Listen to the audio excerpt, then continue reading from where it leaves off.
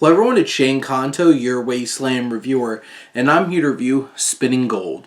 And this is a biopic about Neil Bogart, the founder of Casablanca Records, who made Kiss, Donna Summer, Parliament, The Village People, all big stars. And this is written and directed by Timothy Scott Bogart, his son.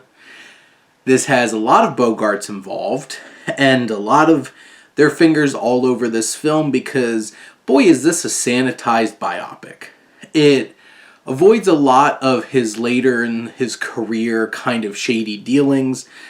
A lot of his not great stuff is quickly gone over or oddly just like smoothed out, and how this film is presented tries to gloss over the fact that like he's a horrible disconnected husband and father who just abandons his wife and kids, is sleeping with one of the co-managers of Kiss, and the movie's acting like, oh, we should feel bad for him, he's so conflicted. That's the thing, Bogart's a bad person in this movie.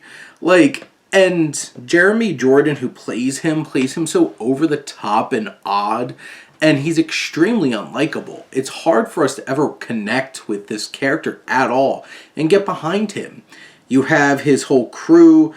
First you have his wife, Michelle Moynihan, who feel like really gets wasted in this film.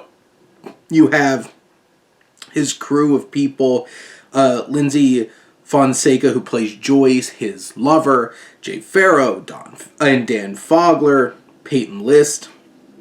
And all these characters don't really get a whole lot to do, to be perfectly honest. They're kind of just there. And you have all of these actors who are portraying these really famous acts and musicians, and all the music that's portrayed in the film, which I think the music scenes are the best directed and engaging, but they re-record everything with the artists who are singing them, and not all of them are great. It doesn't really hit most of the time. Especially like the Bill Withers one, that actor does not sound anything like him, and it feels really weird. I feel like the actors who portray Kiss are kind of weak and don't really bring that presence that Gene Simmons of all people, like Paul Stanley, should be. And there's some really disconcerting scenes. There's one scene that's supposed to be played off as this great triumph for Bogart, where he's really being inappropriate and sexually harassing Donna Summer, and you're just like, this feels so dirty and wrong. This film is 2 hours and 17 minutes and is way too long, way too drawn out, and boring at times, and never really digs deep into things enough, and just keeps trying to beat you over the head with its message of don't give up on your dreams.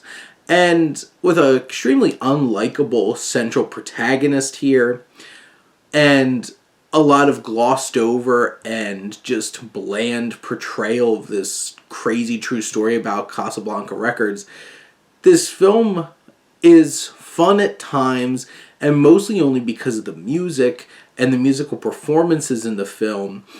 And that's a hard sell. And it has its moments, it has its merits.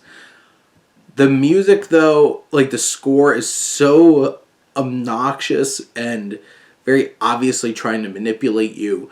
If you're trying to manipulate you, it shouldn't be obvious. And just everything put together, the uneven and poorly toned direction of the film, it all just sends us down the toilet a bit and leaves you wanting so much more out of this film about this crazy true story and this record company that changed everything. You never feel that weight here, and that's a big thing that this film just fails to do, along with a lot of other things. But those are my thoughts on Spinning Gold. Let me know what you think, and let's talk some movies. But thank you as always for tuning in and supporting your Wasteland reviewer.